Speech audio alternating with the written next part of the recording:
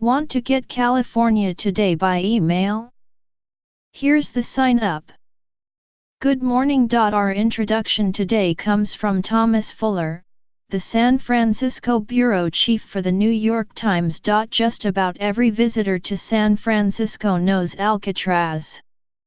Many fewer know Angel Island, the verdant dot in the bay where around 175,000 immigrants from China were detained, in some cases for years. During the first part of the 1900s. Angel Island was an immigration station almost exclusively used for immigrants from China.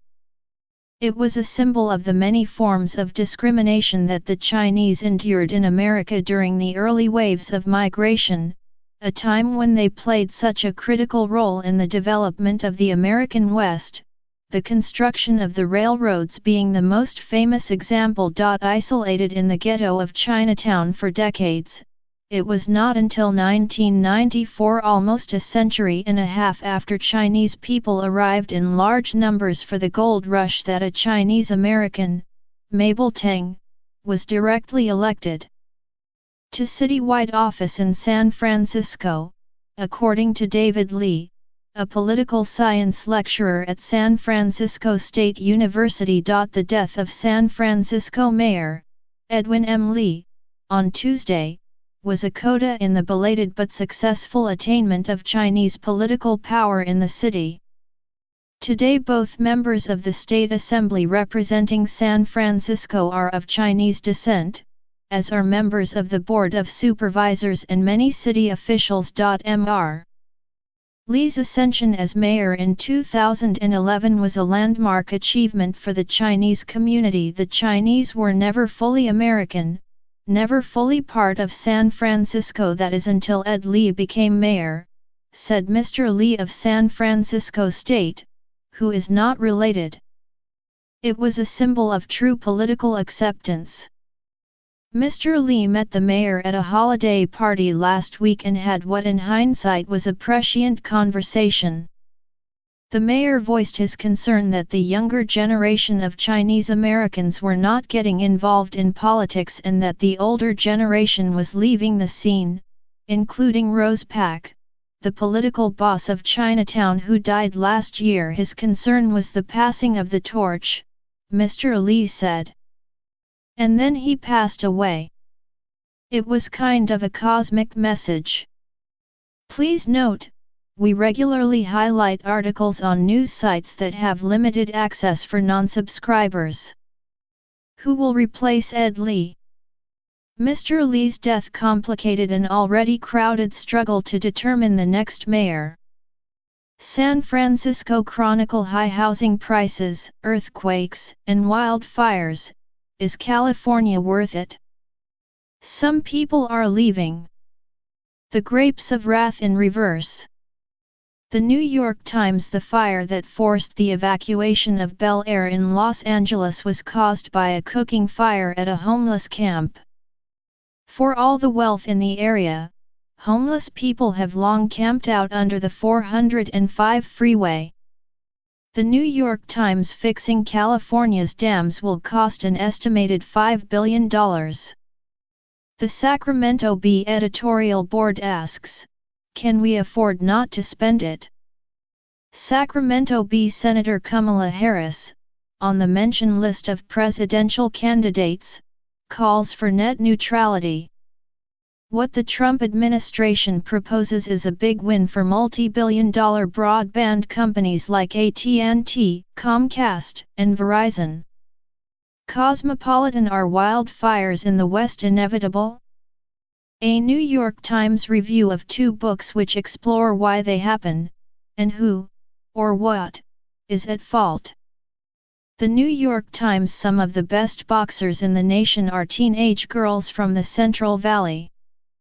It's part of a tradition that stretches back before California was a state. The California Sunday magazine: we got the beat. A musical devoted to the Go-Go's Head Over Heels opens in San Francisco before heading for Broadway.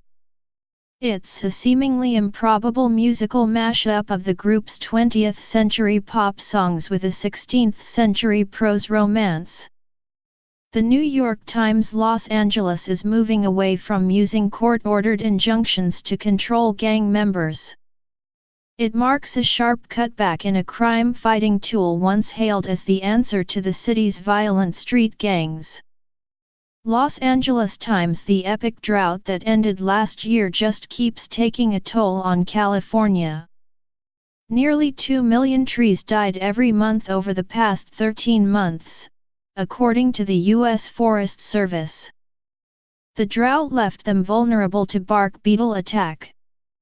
San Francisco Chronicle: Meryl Streep says that if there were more women in power in Hollywood, Harvey Weinstein's behavior would never have been tolerated. If the boards of the company were half female, there wouldn't ever have been payoffs to anybody. BuzzFeed: a CEO owner of the Hearth and Hound on Sunset Boulevard in Hollywood, a new Los Angeles restaurant, is the latest figure to face sexual harassment allegations. The New York Times: you've never heard of the California Hall of Fame? Well, it inducted its 11th class of honorees the other night at a ceremony at the California Museum in Sacramento. Truth be told, the event doesn't quite have the panache of the Academy Awards, but there was a red carpet, a rope line holding back camera crews and autograph seekers. Gov. Jerry Brown and his wife, Ann Gust Brown, hung medals around the honorees in the hour-long ceremony in a small auditorium inside. The California Hall of Fame was established in 2006 by Arnold Schwarzenegger, then the governor, and Maria Shriver, who was then his wife, to honor Californians of distinction from all walks of life.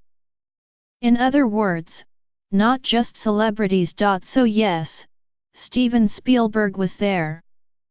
So was Lucille Ball's granddaughter, accepting the award for her late grandmother, and Michael Tilson Thomas, the music director of the San Francisco Symphony.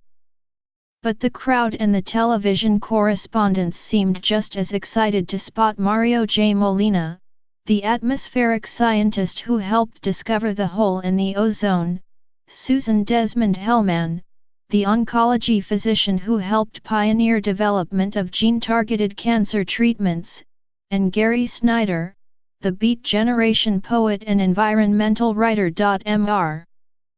Snyder was introduced by Mr. Brown, who said he had first met Mr. Snyder at a Zen center in San Francisco in 1974.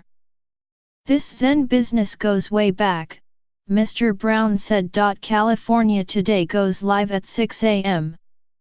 Pacific Time weekdays. Tell us what you want to see. Today at NewYorkTimes.com. California Today is edited by Julie Bloom, who grew up in Los Angeles and graduated from UC Berkeley.